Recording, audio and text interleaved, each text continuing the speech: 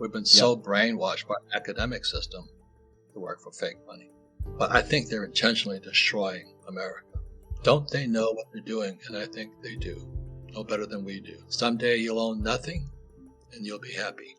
When they take the dollar off the gold standard, then we could go into debt. And that was done by the Federal Reserve Bank, which is a Marxist organization, centralized banking. We all know that, but we don't. You know, this guy, Janet Yellen and Powell, and then they give Bernanke the Nobel Prize. You gotta be kidding me. You see that balloon hanging in the background there? I call it the Bernanke balloon. And hanging underneath of it, the gondola, is us.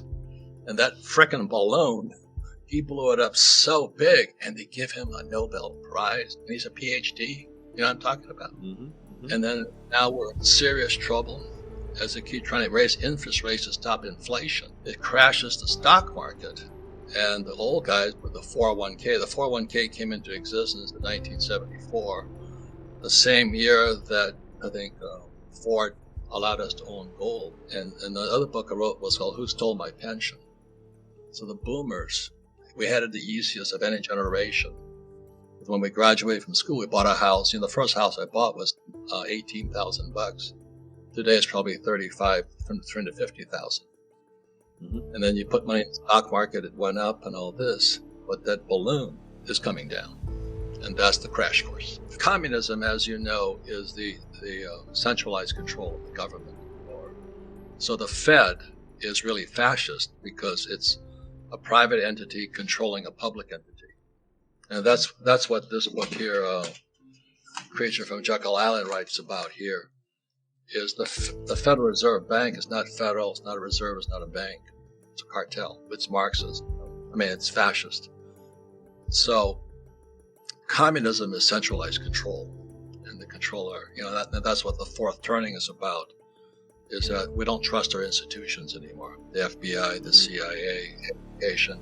How about pharmaceuticals? I mean, this whole thing with COVID is the most dangerous subject I've ever seen because my friends who are doctors are afraid of speaking out. So if you don't see it in real life, and then the biggest thing that Marx talked about was, number one, was labor unions, workers of the world unite. So my poor dad was head of the teachers union, the most powerful union in America. And they're Marxists. They're good people, don't get me wrong. Do you know what I mean? It's like, you might be Christian, you might be Jewish, you might be Muslim. So communism is more of a economic philosophy. That's all the way I see it. So if you can see it from that way, they're still good people. My father's a very good man, but he believed in taxing the rich. He believed in labor unions. Everything I don't believe in. We can still be father and son. But it was Marx who said, you know, labor, you know, workers of the world unite. So it was overthrow capitalists. That's what I was fighting in Vietnam. I have 2 tours there. And I read Communist Manifesto. Where's that book? I read this book in 1965, and 1966 was my first tour in Vietnam. And I could see it. But you can't see it unless you read it. And then the other thing that happened for me was the second tour. I was now a Marine pilot. And we're fighting for the North Vietnamese. We're running south across the DMZ, and we got stuck in a battle called Quang Tri. There was Hue Citadel in the Quang Tri, and we got pounded at Quang Tri. We got our butts kicked, and I go on the CBS Evening News, and there's, I think it was Walter Cronkite, and what he reported didn't happen, because what they're reporting didn't happen. And then they had our atrocities. You know, there was atrocities on both sides, unfortunately. So there was My Lai. Yeah, that's war. You know. So anyway, I grew up in Vietnam. But after I read this book here, the Communist Manifesto, it drove me. And then this book here, The Creature from Jekyll Island, and I have to tell people what I know about what capitalism really is. And capitalism is free enterprise, free markets, freedom of speech, freedom of religion, freedom to bear arms. All that's being taken away. That's being stolen.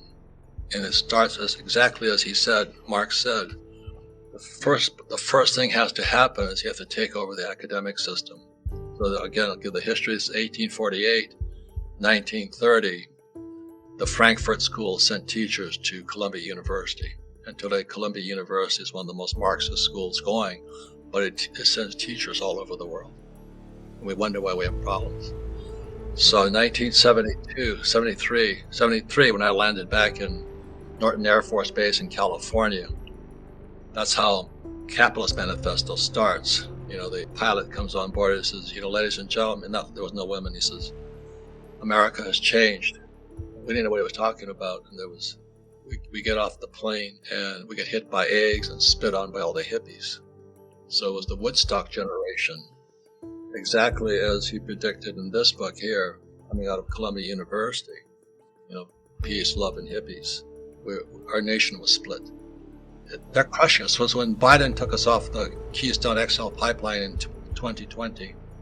I knew what he was doing. He's working for Klaus Schwab and those guys and the Greenies. I asked myself that question all along. Do you realize when second act that Biden did, he pulled us out of Afghanistan? How many billions of dollars did we lose? But the moment he did that, Saudi Arabia joined the BRICS. Brazil, Russia, India, China, South Africa. Now it's Saudi Arabia. So when they take oil from us, and that's what they're doing, the coming economic collapse is by destroying our oil supplies. We destroy our economy because civilization runs on energy. Hitler only did 18 million. These guys they're sick individuals. Mao was 100 million and Stalin was 60 million. They're sick individuals, and it's coming. That's why I asked Brett, so what are these people thinking? And FYI, I could give, the Capitalist Manifesto behind me is my cash flow board game. And that's because I learned about money playing Monopoly. 4 greenhouses, 1031 tax deferred exchange, Red Hotel. So exactly as Maria Montessori says in the Montessori school systems, what the hand does, the mind remembers. So back 25 years ago, Kim and I created the cash flow board game. And now it spreads across the world because it can go where we'll never go. So I hear that people are playing the cash flow board game in firehouses and this and all that. So that's what the Capitalist Manifesto is. I fight back with a board game called Cash Flow, and we teach people how capitalists think. Because this is your greatest asset, left ear, right ear, but it's also your greatest liability. So the way to counter, the communism is via education. Financial education. That's where you and I join forces, because we fight back with education. And that's what Brett Weinstein is doing. And we've got to fight back against the fascists and Marxists and Stalinists and communists who teach our school system.